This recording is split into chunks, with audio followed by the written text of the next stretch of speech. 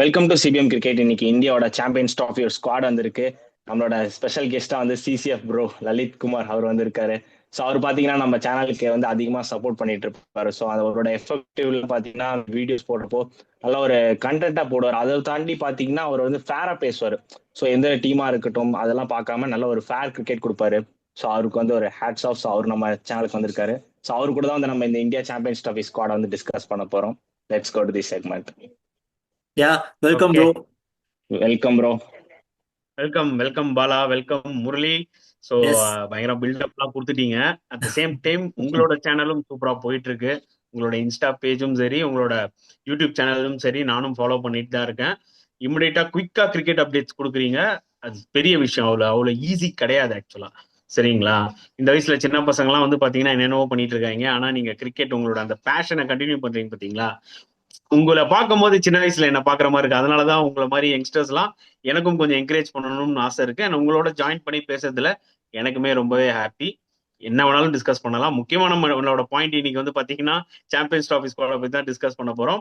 So கண்டிப்பா நீங்க என்ன கேள்விகள் கேட்டாலும் பாத்தீங்கன்னா எனக்கு எல்லாத்துக்குமே பதில் இருக்கு. ஸ்டார்ட் பண்ணலாம். Okay, thank you bro. Okay, thanks for உங்க வெல்கம் ப்ரோ. சப்போர்ட் அது இருக்கிறதுக்கு. அண்ட் ஆல்சோ இன்னைக்கு நம்ம டிஸ்கஸ் பண்ண போறோம் அப்படின்னு பார்த்தா சாம்பியன்ஸ் ட்ராஃபி ஓட ஸ்குவாட், இந்தியா டீமோட ஸ்குவாட் ரிலீஸ் ஆயிருக்கு. ஆக்சுவலாக மற்ற டீமோட ஸ்குவாட்ஸ் எல்லாம் முன்னாடி ரிலீஸ் பண்ணிட்டாங்க. இந்தியா அண்ட் பாகிஸ்தான் மட்டும் தான் வச்சிருந்தாங்க. இப்போ இந்தியா டீம் ஸ்குவாட் வந்திருக்கு. இது பார்த்தீங்களா? உங்களுக்கு நம்ம துபாய் கண்டிஷனுக்கு ஏற்ற மாதிரியான ஒரு ஸ்குவாடா எடுத்துட்டு போறாங்களா? உங்களுக்கு இந்த ஸ்குவாட் பத்தி ஆக்சுவலா ஒரு விஷயம் புரியுது எனக்கு நீங்க சொல்றது. என்ன பொறுத்த வரைக்கும் இல்ல, நான் ஒரு 15 மெம்பர் ஸ்குவாடை வந்து யோசிச்சு வச்சிருந்தேன். சரிங்களா? சோ அதுல இருந்து ஒரே ஒரு சேஞ்ச் தான் ஆக்சுவலா அவங்க பண்ணிருக்காங்க. அதனால எண்ட் ஆஃப் த டே என்ன பொறுத்த வரைக்கும் பர்சனலா கேட்டீங்கன்னா I am satisfied with this squad. ஓகேங்களா? மேபி நான் வந்து சிராஜை வச்சிருந்திருப்பேன் in place of Washington Sundar. Okay, இது திருப்பவும் சொல்றேன். நத்திங் அகைன்ஸ்ட் வாஷிங்டன் சுந்தர், நல்ல டேலண்டடான பர்சன். ஓகே, அவரோட வேல்யூ வந்து பாத்தீங்கன்னா இந்தியாவுக்கு ஒண்ணுமே நிறைய யூஸ் ஆகும் இன் ஃபியூச்சர் கேம்ஸ். பட் இந்த சாம்பியன்ஸ் ட்ராஃபி ஸ்குவாட்ல எனக்கு தெரிஞ்சு சிராஜ் இருந்திருந்தா, ஒரு எக்ஸ்ட்ரா ஃபாஸ்ட் பவுலர் இருந்திருந்தா கொஞ்சம் பெட்டரா இருந்திருக்கும் பேக்கப்ஸ்க்கு. ஏன்னா நீங்க நல்லா நோட் பண்ணிக்கோங்க, ஜஸ்பிரீத் பும்ரா இன்ஜுரியில இருந்து இன்னும் ஃபுல்லா அவர் ஃபிட் ஆகல. ஸோ ஜஸ்பிரீத் பும்ரான்ற அந்த நேமை நம்ம எடுத்துட்டு போயிடணும், அந்த மனுஷனை நம்ம உள்ள எடுத்துட்டு போயிடணும் ஆக்சுவலா சாம்பியன்ஸ் ட்ராஃபிக்கு அப்படின்னு சொல்லிட்டு தான் செலக்ட் பண்ணிருக்காங்க. ஸோ அவர் வந்து பாத்தீங்கன்னா இந்த மாசம் ஃபுல்லா ஒரு போலிங் போடக்கூடாது, அதுதான் அவங்க பிசிக்கலா சொல்லியிருக்காங்க. ஸோ பிப்ரவரி 1ல இருந்து தான் அவர் போலிங் போட ஸ்டார்ட் பண்ணணும். அது வரைக்கும் அவரோட பாடிக்கு அவர் வந்து பாத்தீங்கன்னா எந்த ஒரு எஃபர்ட்டும் கொடுக்க கூடாதுன்றத ஸ்ட்ரிக்டா சொல்லியிருக்காங்க. ஸோ பிப்ரவரி மாசம் அவர் போலிங் போட்டதுக்கு அப்புறமா அவரோட ஸ்டேட்டஸ் எப்படி இருக்கும்ன்றது நம்மளுக்கு தெரியாது. ஏன்னா என்னதான் இருந்தாலும் இது பிலிம்ஸ் தான், எல்லாமே ஸ்குவாட் அனௌன்ஸ் பண்ணது. அதுக்கப்புறம் கூட நீங்க ஏதாவது ஒரு சேஞ்சஸ் பண்ணலாம் இன்ஜுரியா இருந்துச்சுன்னா. ஓகேங்களா? சோ அது கொஞ்சம் ஃபிங்கர்ஸ் கிராஸ்ட், அது என்ன வேணாலும் ஆகலாம். ஹோப்ஃபுல்லி வந்து பும்ரா ஃபிட் ஆயிடுவாருன்னு நினைக்கிறேன். இன்னொரு பக்கம் ஷமி இப்பதான் ஃபுல்லா ஃபிட் ஆகி வர்றாரு. கரெக்டா?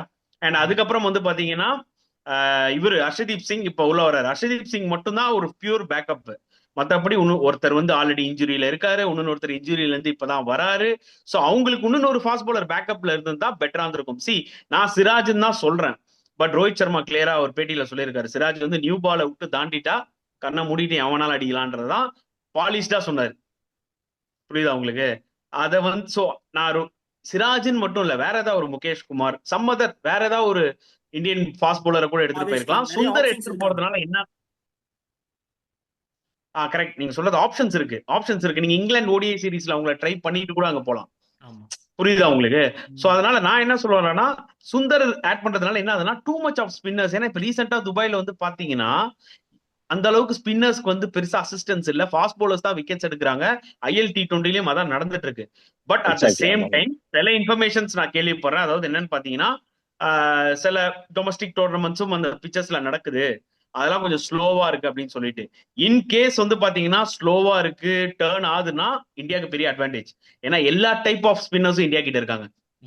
பால் மட்டும் துபாயில திரும்பிச்சுன்னு வச்சுக்கோங்களேன், வச்சு செஞ்சு விட்டுருவானுங்க நம்ம ஆளுங்க. ஏன் சொல்றேன்னா, உங்க கையில ஆஃப் ஸ்பின்னர் வாஷிங்டன் சுந்தர் இருக்கான், குல்தீப் யாதவ் சைனா மேன் இருக்கான், அதுக்கப்புறம் பாத்தீங்கன்னா உனக்கு ஜடேஜா, அக்ஷர் பட்டேல், 3 வெரைட்டி. புரியுதா உங்களுக்கு? சோ உங்களுக்கு அந்த ஒரு ஆப்ஷன்ஸ் வந்து பயங்கரமா இருக்கும் டேர்ன் எடுத்துச்சுன்னா துபாயில.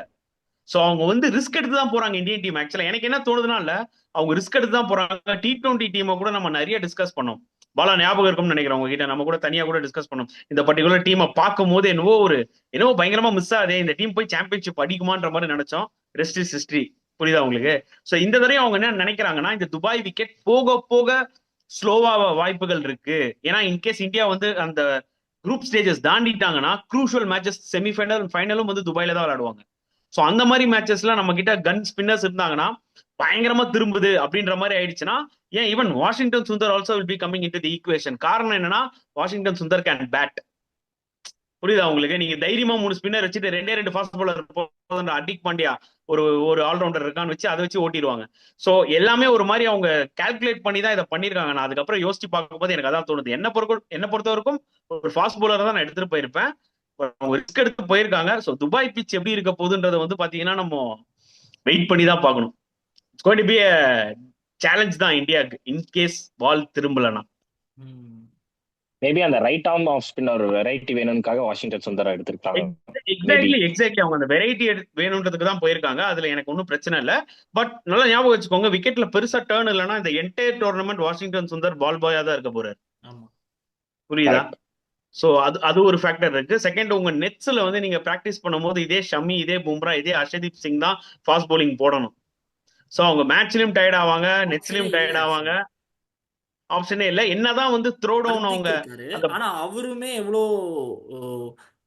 அவருமே இன்ஜுரி கன்சர்ன் ஆன பிளேயர் தான். இப்போ கொஞ்சம் நீங்க புரியுதுல, நீங்க ஒரு பிளேயரை சொல்லும் போதே டக்குன்னு ஒரு பாஸ் ஏன் ஆறீங்க? ஐயோ குரு வந்து இன்ஜுரி கன்சர்ன் பிளேயர் தான்டா அப்படின்ற மாதிரி இருக்கு. C one good advantage India are having is, எதுக்கு நம்ம ரிஸ்க் எடுத்துட்டு போயிருக்காங்க. ஜஸ்பீர் பும்ராவெல்லாம் என்னதான் ஃபிட் இல்லைனாலும் எடுத்துட்டு போயிருக்காங்க. என்னதான் ஷமி வந்து இப்பதான் ஃபுல் ஃபிட் ஆயிருக்காரு. மேட்ச் பிராக்டிஸ் பெருசா இல்ல. Maximum is going to play 3 ODIs against England. ஏன் இந்த ரிஸ்க் எடுத்திருக்காங்கன்னா, சாம்பியன்ஸ் ட்ராஃபின்றது வந்து பாத்தீங்கன்னா it's smaller tournament. It's not like other ICC tournament மாதிரி. அது வந்து ஒரு T20 வேர்ல்ட் கப் மாதிரியோ இல்ல 50 ஓவர்ஸ் வேர்ல்ட் கப் மாதிரியோ லாங்கிவிட்டி கிடையாது. ஜஸ்ட் 5 மேட்ச் தான். 3 லீக், ஒரு செமிஃபைனல், ஒரு ஃபைனல், முடிஞ்சு போச்சு. நீ ஒரு அவேலியோ இல்ல ஹோம்லயோ நீ ஒரு 5 மேட்ச் ODI சீரிஸ் விளாண்டீங்கன்னா எப்படி இருக்கும்? இப்படி முடிஞ்சிடும் டக்குன்னு. அந்த மாதிரிதான் வந்து பாத்தீங்கன்னா இருக்கும். அதனாலதான் இவங்க ரிஸ்க் எடுத்திருக்காங்க. அது மட்டும் கிளியரா தெரியுது. ஸோ ஃபிங்கர்ஸ் கிராஸ்ட், வெயிட் பண்ணி பார்க்கலாம் என்னதான் பண்ண போறாங்கன்னு சொல்லிட்டு. ட்ரெயின் கூட கிடையாதுல்ல அவங்களுக்கு, அதுவும் ஒரு காரணம். That's a good point. இப்ப பாலா சொன்னது it's a very good point. ஏன்னா டிராவலிங் டைமும் உங்களுக்கு எதுவும் கிடையாது. துபாயிலே தான் நீங்க கிடக்க போறீங்க. சோ அது ஒரு அட்வான்டேஜ் இந்தியாவுக்கு இருக்குன்றத நான் சொல்லுவேன் கம்பேர் டு அதர் டீம்ஸ். நிறைய பேர் சொல்லிட்டு இருந்தாங்க இந்தியாவுக்கு வந்து துபாயிலே விளையாடுறாங்க, அதனால வந்து டிஸ்அட்வான்டேஜ் இருக்குமா, கண்டிஷன் ஸ்லோ ஆகும்னு சொல்லிட்டு. ஆனா சின்ஸ் இந்தியா டிராவல் வந்து பெருசா இல்லைன்னும் போது பிளேயர்ஸ் வில் பி ஃப்ரெஷ். அவங்களுக்கு அந்த கண்டிஷன்ஸ் வந்து பாத்தீங்கன்னா இப்படிதான் இருக்கும்ன்றத அவங்களால அசஸ் பண்ணிக்கிட்டே இருக்க முடியும். அது ஒரு அட்வான்டேஜ் இருக்கு. அது ஒண்ணு இருக்கு. ஒரு 2 மேட்சுக்கு மேல இல்ல, ஏதோ நம்ம ஹோம்ல விளையாடுற மாதிரி அவங்களுக்கு ஒரு ஃபீல் வந்துடும். ஆமா, அதுவும் உண்மைதான். அண்ட் ஆல்சோ இப்போ இந்தியான்னு பார்க்கும்போது இந்தியா மட்டும் இங்க இருக்கும். மற்ற நம்ம குரூப்லேயே பார்த்தீங்கன்னா பாகிஸ்தான் மேட்ச் எல்லாமே வந்து பாகிஸ்தான் நடக்க போகுது. இந்தியா கூட ஆட போது மட்டும் தான் துபாயில் ஆடுவாங்க. ஸோ அப்படிங்கும்போது கூட இருக்க நியூசிலாந்து, பங்களாதேஷ் அவங்களுமே வந்துட்டு டிராவலில் தான் இருப்பாங்க. ஸோ அது ஒரு ரொம்ப பெரிய அட்வான்டேஜாகவும் இருக்கலாம் சொன்ன மாதிரி. எக்ஸாக்ட்லி, அது ஒரு அட்வான்டேஜ் இருக்கு. சி நிறைய விஷயங்கள் இருக்கு முரளி பாலா. நான் என்ன சொல்ல வரேன்னா, பாகிஸ்தான்ல தார் ரோடு, அன்லெஸ் இப்ப டெஸ்ட் மேட்ச்க்கு ப்ரிப்பேர் பண்றாங்க பாத்தீங்களா பாகிஸ்தான்ல, டக்குன்னு ஒரு ஃபேனை வச்சு, ஒரு லைட்டை வச்சு, டியூப் லைட்டை வச்சு, அடியில நெருப்பை வச்சு பிச்சை வந்து டர்ன் பண்ண வைக்கிறாங்க, என்னென்னோ பண்ணி வச்சு இங்கிலாண்டை தும்சம் பண்ணி அமிச்சிட்டானுங்க. அவனுங்க ஏதோ ஃபர்ஸ்ட் மேட்ச் பயங்கரமா ஆடிட்டு ஏதோ ஒரு கனவு கோட்டையில இருந்தானுங்க 2வது முறை தட்டி தூக்கிடலாம் பாகிஸ்தான்ல சீரீஸ்ன்ட்டு. அடியில உங்களுக்கு பாம்பு வைக்கிறோன்ற மாதிரி வச்சானுங்க. சரியா நம்மளா நினைச்சோம் என்ன அது ஃபேன் ஐக்கிய வச்சு காமெடி பண்ணிட்டு இருக்கானுங்க ஆஸ் யூஷுவல் பாகிஸ்தான் அப்படின்னு சொல்லிட்டு. ஆனா பயங்கரமான ஸ்பின் ட்ராக் ரெடி பண்ணி அடிச்சு தூக்குனாங்க. இப்பவும் பாருங்க வெஸ்ட் இண்டீஸ் மேட்ச்லயும் பாருங்க அந்த மாதிரி ட்ராக் தான் கொடுக்குறாங்க. ஏன்னா இங்கிலாண்டே திணறான் போது வெஸ்ட் இண்டீஸ்காரன் சொல்லவே வேணாம், அவனுக்கு லைட்டா பால் திரும்பினாலே பிரச்சனை. புரியுதா உங்களுக்கு? 2 விஷயம் தான். சவுத் ஆப்பிரிக்காக்காரனுக்கு பால் திரும்ப வேணா, நேரா வந்தா போல்டு.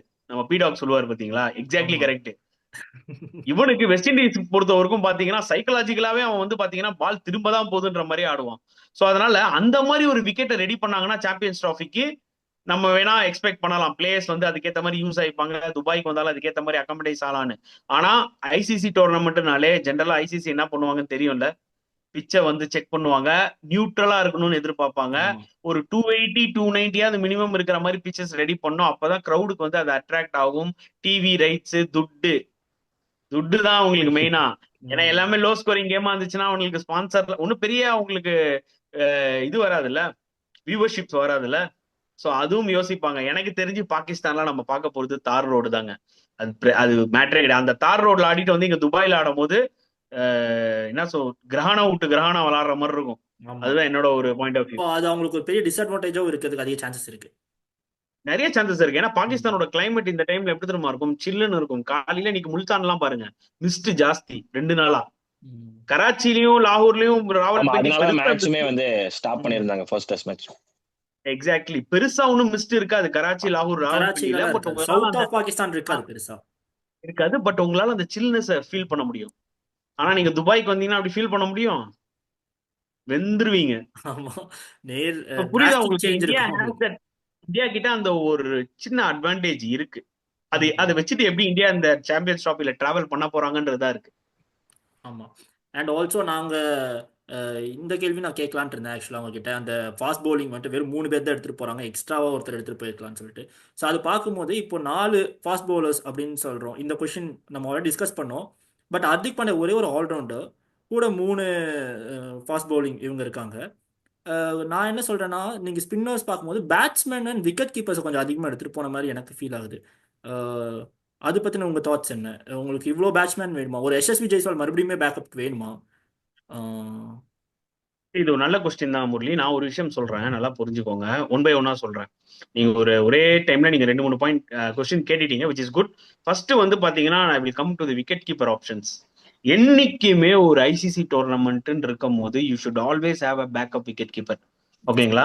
பிகாஸ் அந்த டைம்ல ஏதாவது ஒன்று ஆயிடுச்சுன்னு வச்சுக்கோங்களேன், ஒருத்தருக்கு டக்குன்னு ஒரு பியூர் விக்கெட் கீப்பர் தேவை நம்மளுக்கு. பார்ட் டைம் விக்கெட் கீப்பர்லாம் இருந்தா ஒரு சின்ன ஸ்டெம்பிங்கோ சின்ன கேட்சோ மிஸ் ஆச்சுன்னா அந்த டோர்னமெண்ட்டை விட்டே நீ வெளில வந்துருவ. அதுதான் ஐசிசி டோர்னமெண்ட்ஸ். நாமலாம் காலகாலமா நான் பாக்குறேன். 1996 வேர்ல்ட் கப்லயும் சில அதெல்லாம் நடந்திருக்கு, 1999 வேர்ல்டு கப்லயும் நடந்திருக்கு. அதெல்லாம் ஹெர்ஷல் கிப்ஸ் கேட்ச் விட்டு அதெல்லாம் நான் லைவ்ல பாக்குறேன் எங்க சொந்தக்காரங்க வீட்டுல. அதெல்லாம் அந்த கேட்சை பிடிச்சிருந்தா முடிஞ்சு போச்சு. சவுத் ஆப்பிரிக்கா ஸ்டீவா கேட்ச் கிப்ஸ் விட்டுருவார். அதனால சம்டைம்ஸ் என்ன ஆகும்னால இந்த மாதிரி ஒரு ஐசிசி ஈவெண்ட் நீங்க போகும்போது it's always better to have a 2 proper wicket keepers. நல்லா ஞாபகம் வச்சுக்கோங்க, நியூசிலாண்டை தவிர New Zealand have taken a huge risk. I think Conway மட்டும் தான் அவங்க விக்கெட் கீப்பரா எடுத்துட்டு போறாங்க. அப்படி கான்வே இல்லைன்னா they have Tom Latham. Tom லேத்தம்னாலையும் பண்ண முடியும். அவங்க என்ன நினைக்கிறாங்க, 2 பேருமே ஒரு மாதிரி மாடரேட்டான விக்கெட் கீப்பர்ஸ் நம்மளுக்கு போதும், போத் கேன் பேட் அப்படின்னு நினைக்கிறாங்க. மத்த எல்லா டீம்லயும் பாருங்க, கண்டிப்பா பேக்கப் விக்கெட் கீப்பர்ஸ் இருப்பாங்க. ஆஸ்திரேலியா எடுத்துக்கோங்க, they have Alex Carey and Josh Inglis. Josh ஏன்னா இங்கிலீஷ். என்னைக்குமே உங்களுக்கு அந்த ஒரு பேக்கப் தேவை. கேஎல் ராகுல் இஸ் இன்ஜுரி ப்ரோன் பிளேயர். ஓகேங்களா? ஃபார் எக்ஸாம்பிள் கேஎல் ராகுல் ஒரு 2 மேட்ச் இறங்கி 90 அடிக்கிறாருன்னு வச்சுக்கோங்களேன். அங்கேயே பாத்தீங்கன்னா நம்ம ஒரு விஷயம் புரிஞ்சுக்கணும், இவர் 90 அடிச்சிட்டாரு, கீப்பிங்கும் பண்ணணும் இவரு. ஸோ அதனால அந்த ஒரு என்ன சொல்றது ஒர்க் லோடு அதிகமா இருக்கும். சம்டைம்ஸ் திடீர்னு கேஎல் ராகுல் எப்ப படுப்பாருன்னு உங்களுக்கு தெரியாது.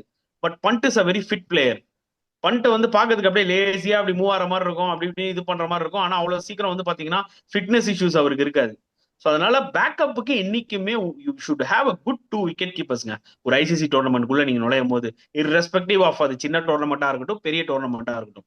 ஓகே, 2 நல்ல விக்கெட் கீப்பரோட நீங்க என்னைக்குமே போகணும். ஓகே, இந்த பாயிண்ட் நான் கிளாரிட்டி கொடுத்துறேன்னு நினைக்கிறேன்.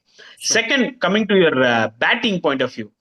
நிறைய பேட்ஸ்மேன்ஸ் எடுக்கல ஆக்சுவலா. நல்லா ஞாபகம் வச்சுக்கோங்க, முரளிக்கும் சொல்றேன் பாலாக்கும் சொல்றேன், நிறைய பேட்ஸ்மேன்ஸ் வந்து எடுக்கல.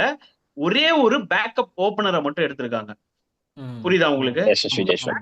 எஸ்எஸ்வி ஜெய்ஸ்வால். ஸோ பேக்கப் ஓபனர் எடுத்தது ரீசன் என்னன்னு பாத்தீங்கன்னா, ஃபார் எக்ஸாம்பிள் ஓபனர்ஸ்ல ரோஹித் சர்மாவோ இல்ல சுப்மன் கில்லோ ஏதோ அன்பார்ச்சுனேட்லி இன்ஜுரி ஆயிடுறாங்கன்னா நம்ம கிட்ட ஒரு பேக்கப் ஓபனரும் இருப்பாங்க. ஓகே, அந்த இன் பிட்வீன்ல ஃபார் எக்ஸாம்பிள் நான் சொல்றேன், இன்ஜுரி இந்த சென்ஸ் இந்த மேட்ச் ஆட முடியாதுப்பா, நெக்ஸ்ட் மேட்ச் அவர் ஃபிட் ஆயிடுவாரு, அந்த மாதிரிலாம் சில சுச்சுவேஷன்ஸ் வந்து அமையும். அப்போ you should need a backup opener. For example நீங்க கேட்கலாம், சரி ப்ரோ கில்லு இவரும் ரோஹித்தும் ஃபிட்டா தான் இருக்காங்க, இன் பிட்வீன்ல விராட் கோலியோ இல்ல வேற ஏதோ ஒரு பிளேயர் இன்ஜுரி ஆயிட்டாருன்னா என்ன பண்ணுவீங்கன்னு இல்ல கேட்டீங்கன்னா, நான் என்ன கெஸ் அங்கதான் பண்ணேன்னா, நம்ம கரெக்ட் தான். அங்கதான் ஒரு விஷயம் இருக்கு. என்னன்னு பாத்தீங்கன்னா, Shubman Gill can play at number 1, number 2 and also number 3. Yes. So Shubman கில்ல வந்து ரொட்டேட்டும் பண்ணலாம் அந்த மாதிரி ஒரு டைம்ல சிச்சுவேஷன்ல தேவைப்பட்டுச்சுன்னா. புரியுதா உங்களுக்கு? சோ அதனால அந்த ஒரு சின்ன ஜெய்ஸ்வால் ஃப்ரண்ட்ல போயிட்டாருன்னா இவர் 3 கூட விளையாடலாம். வேற ஏதாவது ஒரு பிளேயர் இன்ஜுரி ஆயிட்டாங்கன்னா அந்த பிளேயர் அப்படியே 4க்கு விளையாடலாம், இன்கேஸ் விராட் இன்ஜுரி ஆயிட்டாரோ இல்ல ஷ்ரேயஸ் ஐயர் இன்ஜுரி ஆயிட்டாரோ. அதனால ஜெய்ஸ்வால் ஒரு லெஃப்ட் ஹேண்டர் பேக்கப் ஓபனர் வச்சிருந்தது which is a very smart மூவ்னு நான் சொல்லுவேன். 2 விக்கெட் கீப்பர்ஸ் டெஃபினட்டாவும் தேவை முடியும். கண்டிப்பா, அதுதான். அப்படி பார்க்கும்போது நான் எந்த கொஸ்டின் கேட்டேன்னா, ஆக்சுவலாக இவ்வளோ ஆல்ரவுண்டர்ஸ் போகிறாங்க. இப்போ ஒரு 2 லெஃப்ட் ஆர்ம், அப்புறம் கூடவே வந்துட்டு குல்தீப், வாஷிங்டன் சுந்தர். வாஷிங்டன் சுந்தர் இவங்களாம் வச்சு போகும்போது உங்களுக்கு அங்கேயே வந்துட்டு ஒரு பேட்டிங் ஆல்ரவுண்டர்ஸாக வந்துட்டு உங்களுக்கு இப்போ சொல்ல போனால் அக்ஷர் பட்டேல், ஜடேஜா வந்துட்டு ஒரு பேட்டிங் ஆல்ரவுண்டர் கேட்டகரியில் வரலாம்ல. மீன்ஸ் லோவர் ஆர்டரில் வந்து அவங்க ஃபினிஷ் பண்ணி கொடுக்கறதுக்கு அவ்வளோ இது இருக்கும் போது நம்ம வந்துட்டு என்ன சொல்றது, எஸ்எஸ்வி ஜெய்ஸ்வால் பதிலாக கேஎல் ராகுல் இருக்காரு, பண்ட் இருக்காரு அப்படிங்கும்போது ஒரு ஓப்பனிங்ல ஏதாவது இதாச்சுன்னா கேஎல் ராகுல் எப்படியே பேக்கப்ல தான் யூஸ் பண்ண போறாங்கன்னு நான் கெஸ் பண்றேன். ஏன்னா பண்ட் இருக்கிறதுனால அப்படிதான் இந்தியா டீம் போயிருக்கு. ஸோ அப்படிங்கும்போது கேஎல் ராகுல் ஓப்பனிங்கும் ஆடலாம், இல்லை நம்ம மிடில் ஆர்டர்ஸ்ல வந்தாலும் ஆடலாம் அப்படின்ற ஒரு இதாக வச்சு நான் சொன்னேன். பட் எனிவேஸ் நீங்கள் அது கரெக்டாகவே கிளியராகவே ஒரு விளக்கம் கொடுத்துட்டீங்க. ஸோ இது ஒரு கன்சர்னாக இருக்கு. சொல்லுங்க. ஆக்சுவலா ஒரு விஷயம் இருக்கு கைஸ், என்னன்னு பாத்தீங்கன்னா I don't think so KL ராகுல் வில் பி பிளேயிங் இந்த top of the order. And அவர் தான் வந்து பாத்தீங்கன்னா first wicket keeper, main wicket keeper இந்த டோர்னமெண்ட்ல, நாட் ரிஷப் பண்ட். நீங்க அதை பார்க்க தான் போறீங்க. ஏன்னா அந்த 50 ஓவர்ஸ் டோர்னமெண்டோட டெம்ப்ளேட்டை லைட்டா எடுத்துட்டு போறாங்க. அந்த 2023 வேர்ல்ட் கப்போட டெம்ப்ளேட்டை இந்தியா லைட்டா அப்படியே எடுத்துட்டு போறாங்க, அட்லீஸ்ட் பேட்டிங் வைஸ். புரியுதா உங்களுக்கு? அதுல யார் நம்ம பெருசா மிஸ் பண்ணுவோம் பாத்தீங்கன்னா சூரியகுமார் யாதவ் இருந்தார் அந்த டைம்ல ஃபைனல்ல. இந்த முறை ஹர்திக் பாண்டியா நம்மளுக்கு இருக்காரு, அந்த ஒரு பேலன்ஸ் கொடுக்குறாரு. சரிங்களா? சோ அதனால அவர் தராரு. நான் திருப்பியும் சொல்ல வரேன், ஒரு பேக்கப் ஓப்பனர் இருக்கிறதுல எந்த தப்புமே கிடையாது. ஆல்ரவுண்டர்ஸ் என்னைக்குமே உங்களுக்கு வந்து பாத்தீங்கன்னா அந்த பேலன்ஸ் கொடுக்கறதுக்கு தான் இருக்காங்க. புரியுதா உங்களுக்கு? சோ இந்தியா வந்து இவ்வளவு ஆல்ரவுண்டர்ஸோட போயிருக்க காரணம் என்னன்னு பாத்தீங்கன்னா, நான் திருப்பி சொன்ன மாதிரி தான், அதிகமா ஸ்பின் ஆல்ரவுண்டர்ஸ் தான் நம்ம கிட்ட இருக்காங்க. ஃபாஸ்ட் போலிங் ஆல்ரவுண்டர்ஸ் எல்லாம் நம்மளுக்கு யாரும் அங்க வந்து நீங்க நிதிஷ்குமார் ரெட்டியோ யாரையும் செலக்ட் பண்ணல. ஹர்திக் ஒருத்தர் தான் இருக்காரு. He is going to play compulsorily. அது டர்ன் ஆதோ இல்ல பால் உருளுதோ இல்ல பவுன்ஸ் ஆதோ ஹர்திக் விளையாட தான் போறாரு. அந்த ஸ்பின்னர்ஸ் ஆல்ரவுண்டர்ஸ் அவங்க வச்சிருக்க காரணம் என்னன்னு பாத்தீங்கன்னா, இந்தியாவோட லாஸ்ட் 3 பேட்ஸ்மேன்ஸ் எடுத்துக்கிட்டீங்கன்னா ஒயிட் பால்ல அவங்களால வந்து 5 பாலுக்கு மேல விளையாட முடியாது. நீங்க ரெட் பால்ல கூட சும்மா அப்படி இப்படின்னு பும்ரா கொஞ்சம் தட்டி ஆடிடுவாரு, ஷமி கொஞ்சம் ஆடிடுவாரு, குல்தீப் கொஞ்சம் ஆடிடுவாருன்னு சொல்லிடலாம். ஆனா இதுவே நீங்க ஒயிட் பால்னு எடுத்துக்கிட்டீங்கன்னா குல்தீப், ஷமி, பும்ரா கிட்ட இருந்து நீங்க அதிகமா எதிர்பார்க்க முடியாது. அப்படின்ற ஒரு பட்சத்துல சம்டைம்ஸ் பால் திரும்பிச்சுன்னா 3 ஸ்பின்னரையும் விளையாடும் போது கடைசி 8 இருக்கும் உங்ககிட்ட அந்த ஒரு பேட்டிங் இருக்கும். புரியுதா உங்களுக்கு? சோ அந்த ஒரு பர்பஸ்க்கு தான் இவங்க மெயினா இந்த ஒரு ஆல்ரவுண்டர்ஸ் பாயிண்ட் ஆஃப் வியூக்கும் போயிருக்காங்க. ஏன்னா மத்த டீம் எல்லாம் பாருங்க, இப்பெல்லாம் for example taken England team எடுத்துக்கோங்க, 11 பேருமே பேட்டிங் ஆடுவாங்க. சோ அவங்க கிட்ட அந்த ஒரு குஷன் இருக்கு. பேட் விடுறா, நீ அவுட் ஆனா பரவாயில்ல, அடுத்த ஒருத்தர் இருக்கா, நான் பார்த்து போனேன், அவனால பேட் பிடிக்க தெரியும், அவன் ஸ்டே பண்ணி பண்ணான். அந்த அளவுக்கு அவங்க கிட்ட வந்து பாத்தீங்கன்னா அந்த ஒரு போலர்ஸ் கேன் பேட். இந்தியா கிட்ட அது ஒரு பெரிய பிரச்சனையா இருக்கு. அதனால வந்து பாத்தீங்கன்னா இவங்க மேஜரா அந்த நிறைய ஆல்ரவுண்டர்ஸ் எடுத்துட்டு போன ரீசனும் இதுதான். அட் த சேம் டைம் ஸ்டெபிலிட்டிக்கு தே பிக்ட் எஸ்எஸ்வி ஜெய்ஸ்வால். புரியுதா உங்களுக்கு? பிகாஸ் கில்ல அவங்க வந்து ரொட்டேட் பண்ணலாம். இன்கேஸ் யாருக்காவது ஏதாவது இன்ஜுரியோ இல்ல சம்திங் ஏதோ ஒன்று ஆச்சோ அந்த மாதிரி டைம்ல வந்து பாத்தீங்கன்னா ரொட்டேட் பண்ணலாம். அந்த ஒரு பர்பஸ்க்காக தான் பண்ணியிருக்காங்க. ஆனா ஒரு விஷயம் கன்ஃபார்ம், கில்லு வந்து எக்காரணத்து கொண்டு இன்ஜுரியை தவிர கண்டிப்பா அவர் டிராப் ஆக மாட்டார். ஏன்னா அவர் தான் vice captain of the team தான் ப்ரோ. இப்போ இதுக்கு முன்னாடி பார்த்தீங்கன்னா பிஜிடி சீரிஸ்ல வந்து ஜாஸ்பிரிட் பும்ரா வந்து வைஸ் கேப்டன் பண்ணாரு. தென் T20 வேர்ல்டு கப்ல வந்து ஹர்திக் பண்ணாரு. ஸோ இப்போ இந்த டைம் சுப்மன் கில்லை வந்து வைஸ் கேப்டனா பண்ணியிருக்காங்க. ஸோ அந்த சுப்மன் கில்லோட வைஸ் கேப்டன்சி வந்து நீங்க எப்படி பாக்குறீங்க? அவரை வந்து எப்படி? சரி, எனக்கு அது பாத்தீங்கன்னா எனக்குன்னு மட்டும் இல்ல, ஒட்டுமொத்த இன்டர்நேஷனல் கிரிக்கெட் ஃபேன்ஸுக்குமே வந்து அது ஒரு ஷாக்கிங்கான ஒரு விஷயம். இந்தியன் ஃபேன்ஸ்னு இல்லை, இன்டர்நேஷனல் கிரிக்கெட் ஃபேன்ஸ்க்கு என்னது சுப்மன் கில் வைஸ் கேப்டன் அப்படின்ற மாதிரி. சரி, எனக்கு புரியுது ஒரு நிமிஷம். என்னன்னா சுப்மன் கில் டெஸ்ட் கிரிக்கெட்ல ஸ்ட்ரகிள் ஆறாரு, ஹோம்ல நல்லா விளாடுறாரு, அவையில திணறாரு. ஆனா அவரோட ஸ்பாட் வந்து பயங்கர டவுட்ல இருக்கு. இப்போ அவரை டிராப் பண்ற மாதிரி தான் இருக்காங்க. T20ல பயங்கரமான பிளேயர் எல்லாம் கிடையாது சுப்மன் கில், அவரை தவிர நிறைய டேலண்டட் பிளேயர்ஸ் எல்லாம் இருக்காங்க. பட் சுப்மன் கில்லோட பெஸ்ட் ஃபார்மேட் எதுன்னு கேட்டுக்கிட்டீங்கன்னா 50 ஓவர்ஸ். ஆவரேஜிங் மோர் தென் 58. புரியுதா? சோ அதை கன்சிடர் பண்ணி அவரை வைஸ் கேப்டன் அவங்க போட்டிருக்காங்களா? அதை விட வேற எந்த ஒரு பாயிண்ட்டும் இருக்காது. புரியுதா உங்களுக்கு? அதை கன்சிடர் பண்ணிருக்காங்க. பட் ரீசன்ட் டைம்ஸ்ல சுப்மன் கில் கொஞ்சம் ஸ்ட்ரகிள் ஆயிருக்காருன்னும் போது வைஸ் கேப்டன் ரோல் கொடுக்கறது ஒரு நல்ல விஷயமா அப்படின்றதான் என்னோட ஒரு கொஸ்டின். அவரை பிளேயராவே ஆட் அவுட் இருந்தா அவர் எந்த ஒரு ப்ரெஷரும் எடுத்துக்காம ஓகேடா இது நம்ம ஃபார்மேட்டரான்னு சொல்லிட்டு அவர் கேம் அவர் விளையாடிட்டு வரலாம். இப்போ வைஸ் கேப்டன் போது ஆட்டோமேட்டிக்கா அது உள்ளுக்குள்ள உனக்கு வந்து லைக் ஒரு ரெஸ்பான்சிபிலிட்டி இருக்கும். என்னன்னா நம்ம மேல வந்து எக்ஸ்பெக்டேஷன்ஸ் அதிகமா இருக்கும், நம்ம இதுலயும் பெர்ஃபார்ம் பண்ணணும், நம்ம அடிக்கிறதே ஒரே ஃபார்மேட் தான்டா, இதுவும் கோட்டை விட்டோம்னா வச்சு செஞ்சிருவாங்க, அந்த ஒரு கான்செப்ட் அவங்களுக்கு மைண்ட்ல ஏறும். ஏன்னா வேற எங்கேயுமே அவர் ரன் ஸ்கோர் பண்ணல ரீசெண்ட் டைம்ஸ்ல. சோ அந்த ஒரு ப்ரெஷர் இருக்கும். இந்த மாதிரி தான் ரீசெண்ட் டைம்ஸ்ல நீங்க நல்லா நோட் பண்ணிருப்பீங்க, 3 ஃபார்மேட்லயுமே கேப்டன் வைஸ் கேப்டன் போடும்போது எல்லாத்துலயுமே வைஸ் கேப்டன் கில்லு தான் இருந்தார். பாத்தீங்களா? ஒரு 3 மந்த்ஸ் முன்னாடி பிசிசிஐ அனௌன்ஸ் பண்ணும்போது அது என்னடா வைஸ் கேப்டன் மட்டும் ஃபுல்லா கில்லா இருக்கிறான் அப்படின்னு. இப்போ தாண்டி T20 ஐபிஎல்லையுமே கேப்டன் பண்ணப்போ ஒரு ஸ்ட்ரகிள் ஆனாரு சுப்மன் கில். எக்ஸாக்ட்லி, நல்ல பாயிண்ட் அது. இப்போ T20 ஸ்ட்ரகிள் ஆறாரு, ஆஸ் அ பேட்ஸ்மேனா எங்க அப்புறம் கேப்டன் பண்றது, வைஸ் கேப்டன் பண்றது. டெஸ்ட் கிரிக்கெட்டையும் ஸ்ட்ரகிளர். ஸோ இதுலயும் வைஸ் கேப்டன் போட்டு அவரை ப்ரெஷர் பண்றது I don't think so it's a good decision. Definitely they should given to Hardik Pandya. ஏன்னா ஹர்திக் பாண்டியா இந்த டீமை லீட் பண்ணிருக்காரு.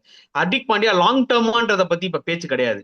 ஒரு ஐசிசி டோர்னமெண்ட் மாதிரி போற அந்த இடத்துல நீ வந்து ஹர்திக் பாண்டியா வைஸ் கேப்டனா போடு. ஃபியூச்சர்ல நீ யோசி. பும்ரா வந்து இப்ப இன்ஜுரி, அதனால அவரை போட முடியாது. எந்த ஸ்ரேயஸ் மேபி ஐயர் ட்ரை பும்ரா பண்ணலாமா? வந்து பாத்தீங்கன்னா ஆர் ஸ்ரேயஸ் ஐயர் ஆ? அவர் அந்த ப்ரெஷர் ஹேண்டில் பண்ணுவார்ல, ஸ்ரேயஸ் ஐயர் மேபி. நான் என்ன சொல்ல வரேன்னா ரீசெண்ட் டைம்ஸ்ல இந்த மாதிரி இருந்ததே கிடையாது பாலா முரளி. ரெண்டு பேருக்குமே நான் சொல்றேன். நான் பார்த்த கிரிக்கெட் இருக்கும் இந்தியால கேப்டன்றது ஒரு கேப்டன் இன்ஜுரி ஆனா தவிரதான் அடுத்த ஒரு கேப்டன் வருவான். வைஸ் கேப்டனா இருக்கிறவங்க கேப்டனா வருவான். இப்ப ரீசெண்ட் டைம்ஸ்ல என்னதுன்னு பாத்தீங்கன்னா ஐபிஎல் வந்ததுனால இந்தியாவுக்கு கேப்டன் பண்ணவனே எவ்வளவு பேர் இருக்காங்க பாருங்களேன். ராகுல் ஒரு டைம்ல பண்ணிட்டு இருந்தாரு. ஓ ராகுல் தான் அந்த லீட் எடுக்க போறாரோ ஃபியூச்சர்ல நினைச்சோம், கிடையாது. அதுக்கு முன்னாடி பண்ட் ஒரு series south Africa T20 series பண்ணாரு ஹோம்ல. ஆமா. ஓ அடுத்தது பண்ட் தான் எடுத்துட்டு போறா, கிடையாது. புரியுதா உங்களுக்கு? ஜஸ்பீர் பும்ரா டெஸ்ட் மேட்ச்ல இங்கிலாந்துல போய் பண்ணாரு அந்த லாஸ்ட் டெஸ்ட் மேட்ச். ஓ இப்ப ஜஸ்பீர் பும்ரா தான் அடுத்ததா, கிடையாது. அவருக்கு இன்ஜுரி கன்சர்ன் அப்படின்ற அயர்லாந்து மாதிரி கூட ஆச்சு. பண்ணாரு. அயர்லாண்டோட T20 சீரிஸ் பண்ணாரு. ம். சோ அதுக்கப்புறம் ஹர்திக் பாண்டியா கொண்டு வந்தாங்க. தெரிஞ்சிருச்சுடா ஹர்திக் தான்டா இனிமேட் அடுத்த ஃபியூச்சர் அப்படின்னும் போது பாத்தீங்கன்னா திருப்பி ரோஹித்தே நானே T20 வேர்ல்ட் கப்ல கேப்டன் பண்ணிக்கிறேன் அப்படின்னு சொல்லி அவரை தட்டினாங்க. சோ இந்த மாதிரி மியூசிக்கல் சேர் மாதிரி கேப்டன்ஷிப் போயிட்டே இருக்கு. இப்ப நீங்க ஸ்ரேயாஸ் ஐயருக்கும் வைஸ் கேப்டன் கொடுத்துட்டீங்கன்னா இது எப்படி ஆகுதுன்னா, இரா அவனை மட்டும் தானே டச் பண்ணல, அவனுக்கு அதை கொடுத்துடுறா, அவன் ஒருத்தன் தான் ஒன்னும் டச் பண்ணல, ஸ்ரேயாஸ் ஐயரை மட்டும் தான் நம்ம இதற்கும் டச் பண்ணல. ஏன்னா சூரியகுமார் யாதவ் T20ல கேப்டன் பண்றாரு, ஹர்திக் பாண்டியா கேப்டன் பண்ணிருக்காரு, ரிஷப் பண்ட் கேப்டன் பண்ணிருக்காரு, சுப்மன் கில் T20ல இந்தியாவுக்கு கேப்டன் பண்ணிருக்காரு. புரியுதா உங்களுக்கு? அந்த டீம் எடுத்து பாருங்க, நீங்களே எடுத்து பாருங்க.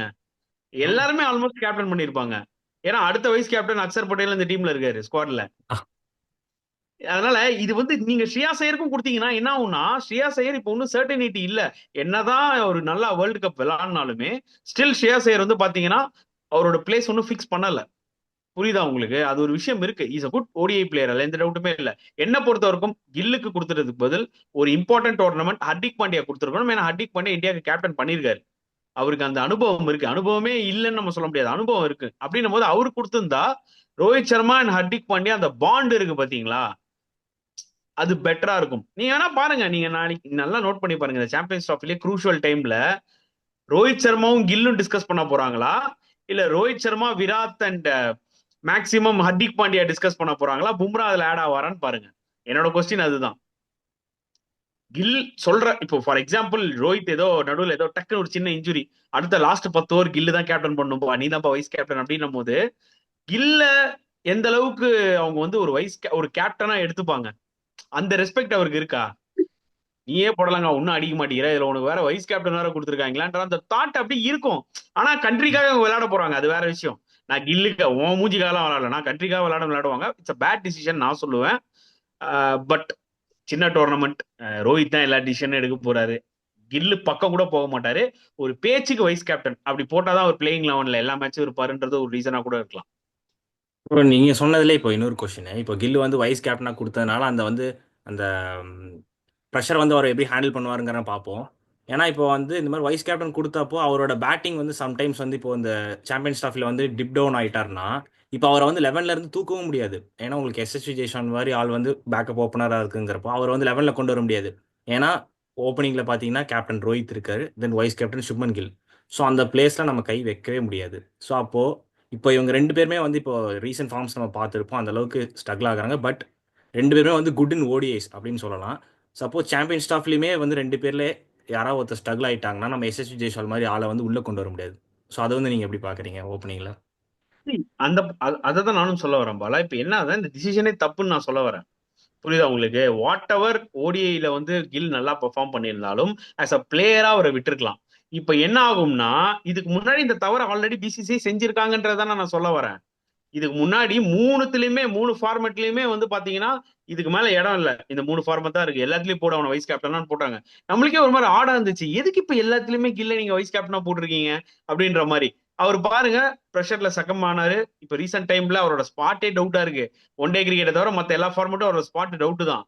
ஓகே, இப்ப நீங்க ஒன் டேலயும் வந்து அதை நீங்க பண்றீங்கன்னும் போது இப்ப அந்த மனுஷன் உள்ள போய் விளையாடும் போது என்ன தோணும்னா, ஃப்ரீ ஃப்ளோயிங்கா விளையாடுறதை விட இந்த 3 லீக்ல நம்ம சரியா விளையாடலன்னா நம்ம காலி. புரியுதா உங்களுக்கு? திருப்பி அந்த ப்ராப்ளம் தான் வரும். என்ன வைஸ் கேப்டன் போட்டீங்க, 3 மேட்ச் அவன் அடிக்கலாம், அவனை டிராப் பண்ணிட்டு SSV ஜெய்ஸ்வால செமிஃபைனல் விளையாடுறீங்க. இந்த ஒரு தருணம் வரும், அவர் 3 மேட்ச் அடிக்கலனா. புரியுதா உங்களுக்கு? அப்போ இதுல இருந்து என்ன தெரியும்னா டிசிஷன் மேக்கிங் எந்த அளவுக்கு தவறா இருக்கு பிசிசிஐலன்றது கிளியர் கட்டா தெரியுது. ஓகே, அவங்க 10 ரூல் கூட போட்டாங்க. அந்த 10 ரூல் கூட வந்து பாத்தீங்கன்னா ஓகே எனக்கு புரியுது. அதுல 3-4 ரூல்லாம் கொஞ்சம் டூ மச்சா இருக்கிற மாதிரி எனக்கு தோணுச்சு. பட் இதெல்லாம் பார்க்கும்போது எனக்கு என்ன தோணுதுன்னா பிசிசிஏ வந்து கொஞ்சம் கன்ஃபியூஸ்ட் ஸ்டேட் ஆஃப் மைண்ட்ல இருக்காங்க. There is lot of miscommunication is going on. இப்ப கூட அவங்க எடுத்த டிசிஷன், அவங்க எடுத்த அந்த 15 பேர் எவ்வளவு நேரம் டைம் எடுத்திருக்கும். பும்ராவோட இன்ஜுரியை மட்டும் என்னன்றதை கேட்கறதுக்கு தான் அந்த டைம் எடுத்திருக்கும். அதான் சொல்ல வரேன் பாத்தீங்களா, there is lot of miscommunications and decision making ரொம்ப போரா இருக்கு பிசிசிஐ கிட்ட இருந்து. ஸோ இப்போ வந்து 4 ஸ்பின்னர்ஸ் இருக்காங்க bro. Washington Sundar, Jadeja and Kuldeep Yadav, அப்புறம் பார்த்தீங்கன்னா அக்சர் பட்டேல். எனக்கு தெரிஞ்சு 3 பேர் வந்து 11ல் வந்துருவாங்க. ஸோ அந்த 3 பேர் வந்து நான் என்ன நினைக்கிறேன்னா, மேபி குல்தீப் இல்லாமல் ஜடேஜா, அக்சர், வாஷிங்டன் சுந்தர் 3 பேர்த்தையும் இறக்கிடுவாங்களோ. ஏன்னா உங்களுக்கு பேட்டிங் டெப்த்தும் கிடைக்குது. எனக்கு தெரிஞ்சு ஜடேஜா, அக்சர் 2 பேரையும் விளாட வைப்பாங்களோன்ட்டு ஒரு மாதிரி டெம்ட் ஆகுது. ஸோ நீங்கள் எப்படி பார்க்குறீங்க? சி, இந்த காம்பினேஷனுக்காக தான் அவங்க வாஷிங்டன் சுந்தரை எடுத்துட்டு போறது. இந்த வாஷிங்டன் சுந்தரோட செலெக்ஷன் வந்து பாத்தீங்கன்னா மேஜரான யார் யார் ரீசன் இருக்கும்னு பாத்தீங்கன்னா கௌதம் கம்பீர் தான் இருக்கும். கௌதம் கம்பீர் டெஃபினட்டா எனக்கு வாஷிங்டன் சுந்தர் வேணும்னு சொல்லியிருப்பாரு. ஏன்னா வாஷிங்டன் சுந்தர் மேல அவர் நிறைய இன்ட்ரெஸ்ட் காமிச்சிருக்காரு நம்ம நியூசிலாந்து டெஸ்ட் சீரீஸ்ல இருந்து. ஓகே, நம்மளோட மெயின் ஸ்பின்னர் அஸ்வின் தான்.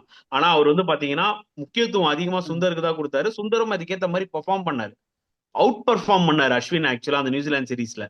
புரியுதா உங்களுக்கு? அஸ்வின் கொஞ்சம் விக்கெட் எடுக்க ஸ்ட்ரகிள் ஆயிட்டு இருக்கும் போது டப்புன்னு வந்து சுந்தர் வந்து பாத்தீங்கன்னா ரச்சின் ரவீந்திரா விக்கெட் எல்லாம் எடுத்துக்கிட்டு இருந்தார். சோ அதனால அவர் மேல வந்து பிலீஃப் ஜாஸ்தி கௌதம் கம்பீர். அதனால கண்டிப்பா கம்பீரோட இன்ஃபுளுன்ஸ் கண்டிப்பா இருக்கும்ன்றதே எனக்கு தோணுது. புரியுதா உங்களுக்கு? நீங்க சொல்ற மாதிரி 2 லெஃப்ட் ஆர்ம் ஸ்பின்னர் ஒரு டீம்ல விளையாடுறாங்கன்னு வச்சுக்கோங்களேன். It depends upon the opposition. நீ ஆப்போசிஷன்ல எத்தனை ரைட் ஹேண்ட் பேட்ஸ்மேன் இருக்காங்கன்னு பாரு. புரியுதா உனக்கு? கரெக்ட். வந்து இந்த டீம்ல ஒரே ஒரு லெஃப்ட் ஹேண்ட் பேட்ஸ்மேன் தான்டா, இத்தனை பேர் ரைட் ஹேண்ட் பேட்ஸ்மேன் வச்சு செஞ்சு விட்டுருவாங்க. ஜடேஜாவும் இவரும் அக்சர் பட்டேலும் போதுமே உங்களுக்கு. 2 லெஃப்ட் ஆர்ம் சக்கு சக்குன்னு என்ன தெரியுமா இதுல ஒரு டிஃபரன்ஸ்? அக்சர் பட்டேலும் ஜடேஜாவும் வெரி சிமிலர் போலர்ஸ் தான். ஆனா அக்சர் பட்டேல் கிட்ட உங்ககிட்ட ஒரு ஆப்ஷன் இருக்கு. என்னன்னா Axar Patel can pole in power place. Jadeja அவ்வளவு சீக்கிரம் பவர் பிளே யூஸ் அவர் ஃபீல்டு ஸ்ப்ரெட் ஆனதுக்கு அப்புறம் தான் அவரோட ஜோனுக்குள்ள வருவாரு. அது அவரோட ஸ்ட்ரென்த். ஆனா அக்சர் பட்டேல் அப்படி கிடையாது. அக்சர் பட்டேல் வந்து பாத்தீங்கன்னா மிடில்லையும் போட முடியும். இன்கேட் 40 ஓவர்ஸ்க்கு அப்புறம் கூட வந்து ஒரு 2 ஓவர் போட சொன்னீங்கன்னா போடுவாரு. சோ அந்த மாதிரி ஒரு வெர்சடைல் போலர் அவர். நான் வந்து ஜடேஜாவை வந்து டவுன் பண்ணி அக்சரை அப் பண்ணி பேச வரல. ஜடேஜாவோட அந்த ஃப்ரேம் பாத்தீங்கன்னா அந்த பிட்வீன் அந்த ஒரு 16 டு அந்த ஒரு 35 ஓவர்ஸ் தான். டக்கு டக்கு டக்கு டக்கு 10 ஓவர் 37, 10 ஓவர் 35, 10 ஓவர் 40, ஒரு விக்கெட் இல்ல 2 விக்கெட், அந்த அந்த ஒரு ஸ்டாங் ஹோல்டு. புரியுதா உங்களுக்கு? ஆனா அக்சர் வந்து நீங்க எப்பெல்லாம் தேவைப்பட முடியாது நீங்க அப்படியே ஒரு மாதிரி பிளெக்சிபிளா யூஸ் பண்ணலாம். டக்குன்னு ஒரு 7வது ஓவர் 6வது ஓவர் பால் ஹோல்டாதா அக்சர் உள்ள எடுத்துருவா. டக்குன்னு என்ன பண்ணுவாருன்னா அந்த ஆம் பால் போடுவாரு. 2 பால் டேர்ன் ஆகும், ஓகே அவன் டேர்ன் தான் பண்றான்னு இருக்கும்போது டக்குன்னு சக்குன்னு அந்த ஒரு ஆம் பால் போடுவாரு. சோ அதனால 2 பேருமே வச்சு விளையாடுறது ஒரு அட்வான்டேஜ் இது இருக்கும். Depends upon the opposition. அவங்க ரைட் ஹேண்ட் பேட்ஸ்மேன்ஸ் அதிகமா இருக்காங்க, இல்ல இந்த டீம்ல லெஃப்ட் ஹேண்ட் பேட்ஸ்மேன்ஸ் அதிகமா இருக்காங்க அப்படின்ற மாதிரி தோணுச்சுன்னா எதர் அக்சர் ஆர் ஜடேஜா யாராவது ஒருத்தரை சாக்ரிஃபைஸ் பண்ணிட்டு அப்போ வாஷிங்டன் சுந்தர் அவங்க எடுத்துட்டு வருவாங்க. சோ ரெண்டுமே என்ன ஒரு அட்வான்டேஜ் இந்தியாக்குன்னா யார் விளையாடினாலும் தே கேன் பேட் டு. நான் அப்படி யோசிக்கிறேன். இப்போ மேபி பாகிஸ்தான் கூட வந்து நம்ம ஜடேஜா அண்ட் அக்சர் பட்டேல் வந்து இறக்காதே சான்சஸ் இருக்கலாம்ல. ஏன்னா இப்போ சைம் ஆகி பார்த்தீங்கன்னா நம்ம பார்த்துட்டு சீரீஸில் வந்து இன்ஜுரி ஆனார். அந்த ஃபுட் வந்து மடங்குச்சு பார்த்தீங்களா. ஸோ இப்போ மேபி அவர் வந்து சாம்பியன்ஸ் ட்ராஃபி வருவாராங்கிறது தெரியல. ஸோ அங்கே வந்து இப்போ லெஃப்ட் ஹேண்டர்ஸ் உங்களுக்கு இதுதான் அவங்க கம்மியாயிடுச்சு. ஸ்குவாட் அனௌன்ஸ் பண்ணாம இருக்காங்க. நம்ம கிட்ட பும்ரா பிரச்சனை இருக்கிற மாதிரி அங்க சைம் அய்யூபோட சைம் பிரச்சனை. பிரச்சனை. ஏன்னா மேசிவ் டேலண்ட்டுங்க சாம் அய்யூப்லாம். மேசிவ் டேலண்ட் அவர்லாம். என்ன கேம் விளையாடிட்டு இருக்காரு தெரியுமா? ஆஸ்திரேலியால போய் சவுத் ஆப்பிரிக்கால போய் ஸ்கோரிங் ரன்ஸ் லைக் சம்திங். ஒரு எப்படி சொல்றது, நம்மளோட ஒரு யசஸ்வி ஜெய்ஸ்வாலா பாக்குற மாதிரி இருக்காங்க இந்த 2 டேலண்டட் பிளேயர்ஸ். ஃபியூச்சர் பிளேயர்ஸ் இவங்க, மேபி ஃபியூச்சர் கேப்டன்ஸா கூட ஆகலாம். புரியுதா உங்களுக்கு? அதனாலதான் அவங்களும் டிலே பண்றாங்க. மேபி பாகிஸ்தான் டீம்ல லெஃப்ட் ஹேண்டர்ஸ், எனக்கு தெரிஞ்சு பாகிஸ்தான் டீம்ல பெரிய லெஃப்ட் ஹேண்டர்ஸ் எல்லாம் யாருமே கிடையாது இல்ல. மேபி இவரை ஷவுத் தவிர ஷக்கீல் எனக்கு எடுத்துட்டு வர வாய்ப்பு இருக்கும்ல ப்ரோ. ஏன்னா இப்போ ஓடி வேர்ல்டு கப் ஸ்குவாட்ல இருப்பாரான்னு தெரியல. ஏன்னா டெஸ்ட் தான் ஓடி இருக்கும் வேர்ல்டு மாடி கப் இருக்காரு. விளாண்டார்ல உங்களுக்கு. அதுல விளையாடினாரு கரெக்ட். ஆனா ரீசன்ட் 50 ஓவர்ஸ் டோர்னமெண்ட்ல அவர் விளையாடின மாதிரி தெரியல. ஐ டோன்ட் திங்க் இப்போ சோ. ரீசெண்டாக ஆஸ்திரேலியால அவர் விளையாடினாரு இல்ல விளையாடல. விளாண்டார். மேபி அவர் ஃபார்மை கொண்டு அவர் எடுத்துட்டு வரலாம். எனக்கு தெரிஞ்சு சைம் அய்யூப் தான் ஒரு லெஃப்ட் ஹேண்டர். மத்தபடி பாத்தீங்கன்னா டாப் ஆர்டர்ல இருந்து மிடில் ஆர்டர் வரைக்கும் ஐ திங்க் முக்காவாசி ரைட் ஹேண்ட் பேட்ஸ்மேன் தான். So Jadeja and Axar will be coming into the equation. அதுக்கப்புறம் உங்ககிட்ட ஒரு சூப்பர் கம்ஃபர்ட் இருக்கேங்க, குல்தீப் யாதவ்ன்ற ஒரு ஆளு. Kuldeep Yadav is a match winner. நீங்க 5 மேட்ச் கண்ணை மூடிட்டு விளையாடணும். கடைசி வரைக்கும் பேட்டிங் இல்ல அதெல்லாம் பத்தி பேசக்கூடாது. ஸ்கில்லு ரொம்ப இம்பார்ட்டன்ட். நீ ஐசிசி டோர்னமெண்ட் வின் பண்ணணும்னா போலிங் ஸ்கில் வேணும். ஒரு பக்கம் இப்போ பும்ரா ஃபிட் ஆயிடுறாருன்னு வச்சுக்கோங்க. பும்ரா, ஷமி, குல்தீப் யாதவ், இமேஜின் பண்ணி பாருங்க காம்பினேஷன். இன்னும் பக்கம் அக்சர் 30 பட்டேல் ஆர் ஓவர்ஸ் அதுவே போதும். போதுமே. இந்த துபாய் கண்டிஷன்ஸ்க்கு அது போதுமே. சோ அதனால டெஃபினட்டா அது ஸ்ட்ராங் bowling லைனப்பா இருக்கும் இந்தியாவுக்கு. சோ அந்த வகையில பார்க்கலாம். இன்ட்ரெஸ்டிங், அதுல எந்த டவுட்டுமே கிடையாது. ஓகே, ஸோ இந்தியா டீமோட ஸ்குவாட் வந்துட்டு இப்போ வந்திருக்கு இல்லைங்களா? ஸோ அதை பற்றி டிஸ்கஸ் பண்ணியிருக்கோம். இந்தியா வந்துட்டு எங்கே ஃபினிஷ் பண்ணுவாங்கன்னு நீங்கள் கெஸ் பண்ணுறீங்க? இந்தியா டீம் டூ கப்படிக்கணும் தான் ஏர்லியானா பட் எல்லாத்துக்கும் இருந்தாலும் இந்தியன் ஃபேன்ஸாக இருக்கிற ஆசை. பட் எது எப்பவுமே வரைக்கும் நம்ம இந்த ஸ்குவாட் போகும் அப்படின்ற மாதிரி. எனக்கு புரியுது. சரி, ஒரு விஷயம் நல்லா புரிஞ்சுக்கோங்க. நம்ம வந்து ப்ரெடிக்ஷன்றது பண்ணலாம். என்ன பொறுத்த வரைக்கும் இந்தியா கிட்ட நல்ல ஸ்குவாட் இருக்கு. ஓகேங்களா? ஒரு நல்ல ஸ்குவாட் இருக்கு. ஃபைனல் போற அளவுக்கு இந்தியா கிட்ட நல்ல ஸ்குவாட் இருக்கு.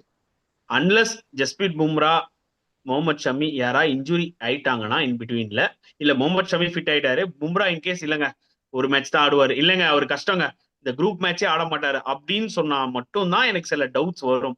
ஸ்டில் ஷமிலாம் நல்லா போடுவார். பட் ஸ்டில் ஜஸ்பிரீத் பும்ராவோட போலிங் வேற லெவல். கம்பேரே நம்மளால பண்ண முடியாது. கரண்ட் ஜஸ்பிரீத் பும்ரா இன்னும் வேற லெவல்.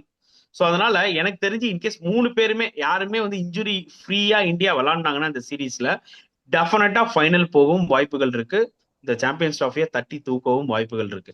இன்ஃபேக்ட் இந்தியாவோட போலிங்கை வந்து பாத்தீங்கன்னா இந்த முறை நான் நிறைய எதிர்பார்க்கிறேன் தேன் பேட்டிங். இது ஆப்போசிட்டா இருந்தது T20 வேர்ல்ட் கப்ல. இந்த முறை நான் போலிங் அதிகமா எதிர்பார்க்கிறேன். ஃபிட்டா இருந்தாங்கன்னா, எல்லா பிளேஸும் ஃபிட்டா இருந்தாங்கன்னா ஃபென்டாஸ்டிக் போலிங் லைனப் இது. ஓகே, ஒன்லி கன்சர்ன் என்னன்னு பாத்தீங்கன்னா பேட்டிங் தான். ஸோ அந்த பேட்டிங்ல இப்ப இருக்கிற பிளேயர்ஸ்லாம் கொஞ்சம் அவுட் ஆஃப் ஃபார்ம்ல இருக்காங்க. ஸோ எப்படி அவங்க ஃபார்மை ரீகெயின் பண்ணுவாங்க? அதுக்கு தான் இந்த 3 ODI சீரிஸ் இருக்கு.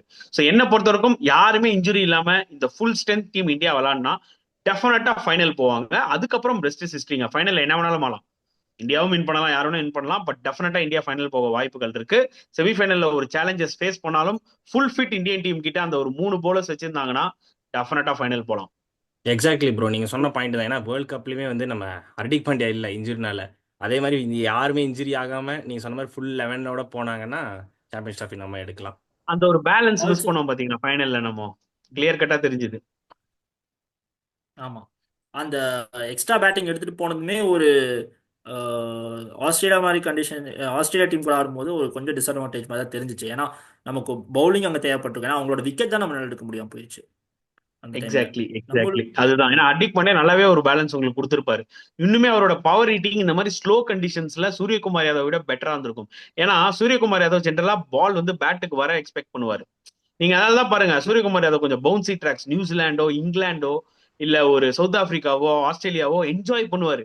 அவரோட அந்த பிக்கப் ஷாட்ஸ் எல்லாம் இந்தியாலே பாத்தீங்கன்னா பிளாட் ட்ராக்ஸ்ல நல்லா என்ஜாய் பண்ணுவாரு.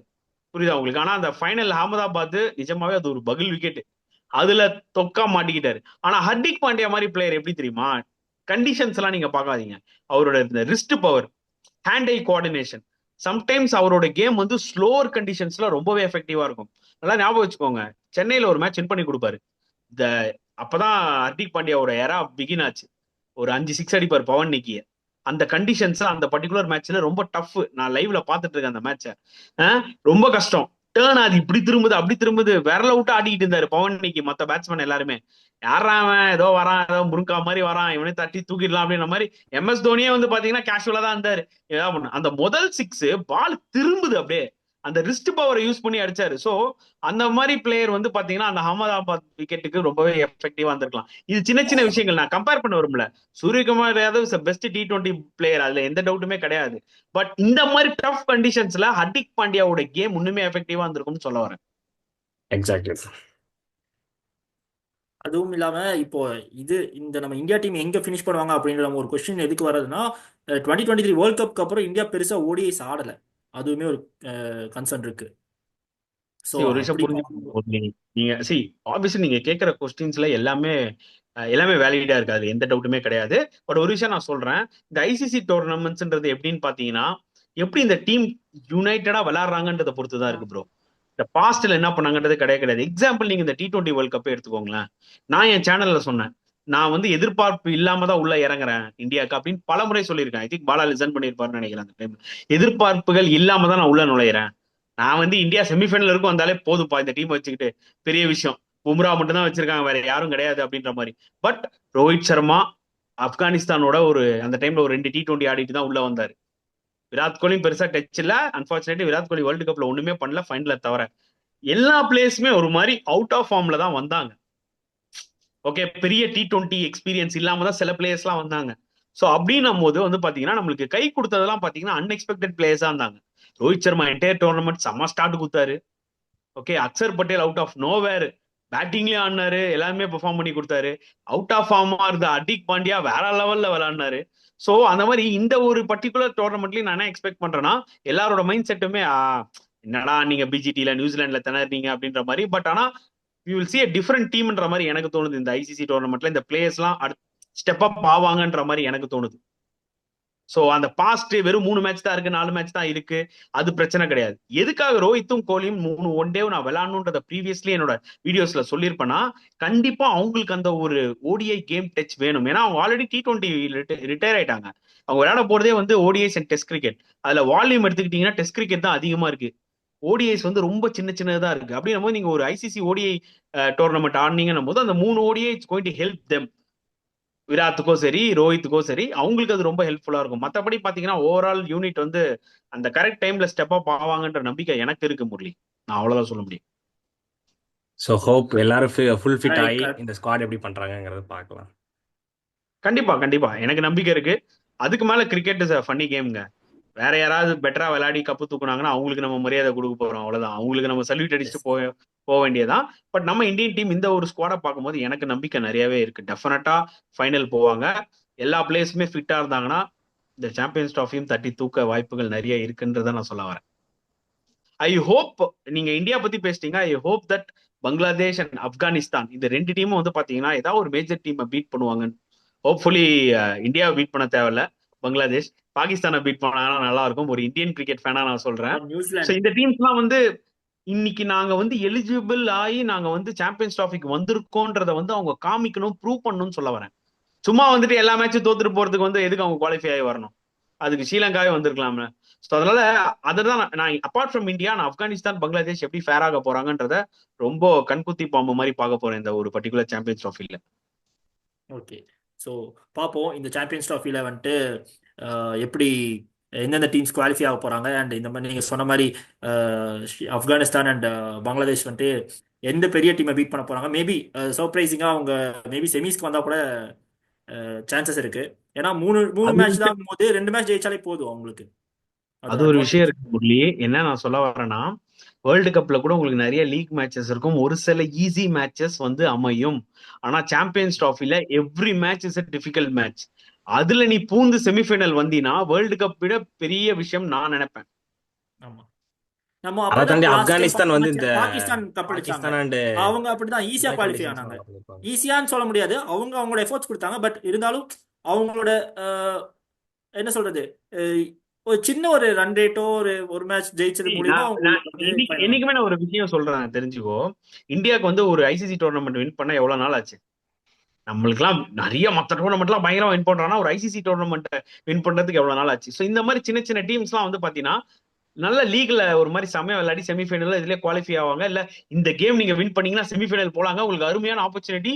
கேமும் அந்த மாதிரி வந்து அமைஞ்சிரும். ஒரு வாங்கடே ஸ்டேடியம்ல ஆஸ்திரேலியா 96 for 8 ஏதோ ஒரு நிலைமையில ஆஹா இந்த மாதிரி ஒரு ஆப்பர்ச்சுனிட்டி ஆப்கானிஸ்தான் கிடைக்காதே போது அண்டர் பிரஷர்ல முஜிப் ஒரு பழமான கேட்ச் விடுறாரு மேக்ஸ்வெல். அதுக்கப்புறம் என்ன நடந்ததுன்னு உங்களுக்கு தெரியும். ஒரே கால், இந்த கையில ஒரு பேட், லொட்டக்காலை மட்டும் வச்சுக்கிட்டு மேக்ஸ்வெல் கேமை முடிச்சு விட்டாரு. புரியுதா உங்களுக்கு? இன்எக்ஸ்பீரியன்ஸை காமிப்பாங்க அங்கதான் ஆப்கானிஸ்தானும் பங்களாதேஷும். அதாவது அவங்க திறமை வந்து காமிப்பாங்க, அந்த கன்சிஸ்டன்சி அவங்க காமிக்க மாட்டாங்க. முக்கியமான தருணத்துல வந்து பாத்தீங்கன்னா அவங்களோட இன்எக்ஸ்பீரியன்ஸை காமிச்சு கோட்டை விட்டுருவாங்க. அதுதான் வந்து அவங்க அந்த சேலஞ்சஸை தான் எப்படி ஃபேஸ் பண்ண போறாங்கன்றது இருக்கணும். இது ரொம்ப நாளா போயிட்டு இருக்கு.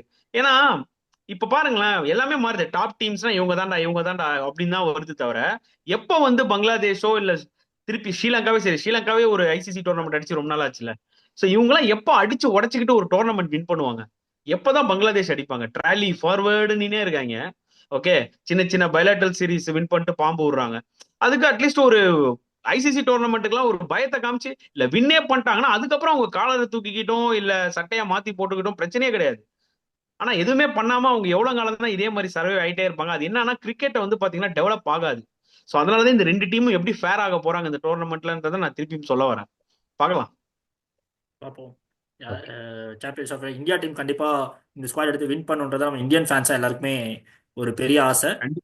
கண்டிப்பா. ஆல்சோ பார்ப்போம் யாரு இவங்க வராங்க, எந்தெந்த டீம்ஸ் எல்லாம் குவாலிஃபை ஆக போகுது அப்படின்றத பற்றிலாம் பார்த்துட்டு நம்ம மறுபடியும் ஒரு சின்ன டிஸ்கஷனில் கனெக்ட் ஆகும். கண்டிப்பா தேங்க்ஸ் ப்ரோ. கண்டிப்பா. Thank you so much Murali. Thank you Bala. For joining bro. had a good time. Yeah, thank you. Next வீடியோவில் சந்திப்போம். Until then, thanks and from CBM Cricket and also CCF.